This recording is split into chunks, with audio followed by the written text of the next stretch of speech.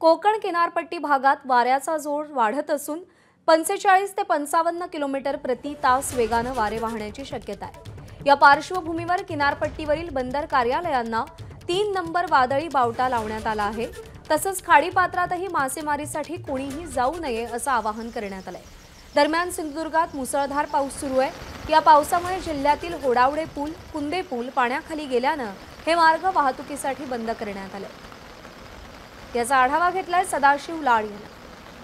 सिंधुदुर्ग जिल्ह्याला आज हवामान विभागाने रेड अलर्ट जारी केलेला आहे आणि त्यामुळे जिल्ह्यात मुसळधार पाऊस कोसळतोय। आपण जर पाहिलं असेल तर या ठिकाणी नदी नाले जे आहेत ते दुतडी भरून वाहत आहेत आणि मुसळधार पावसामुळे नदींच्या पाणी पातळीत कमालीची वाढ होताना पाहायला मिळते।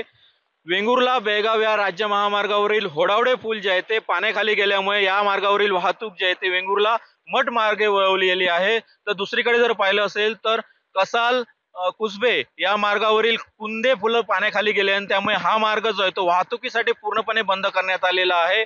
मुसळधार पावसाचा फटका जो आहे तो कोकण रेल्वेला काही प्रमाणात बसलेला आहे, कारण कोकण रेल्वे जी आहे ती 2 तासाने उशिरा धावते। कोकण कन्या आणि तुतारी या गाड्या ज्या आहेत त्या 2 तासाने उशिराने धावत आहेत, तर इतर गाड्या ज्या आहेत त्या अर्धा ते 1 तासाने उशिराने धावत आहेत। त्यामुळे आज जिल्ह्याला रेड अलर्ट जारी केलेला आहे आणि त्या पार्श्वभूमीवर जिल्हा प्रशासनाने नागरिकांना सतर्कतेचा इशारा दिलेला पाहायला मिळत आहे। कॅमेरा पर्सन परेश सह सदाशिव लाड, एबीपी माझा, कुडाळ, सिंधुदुर्ग।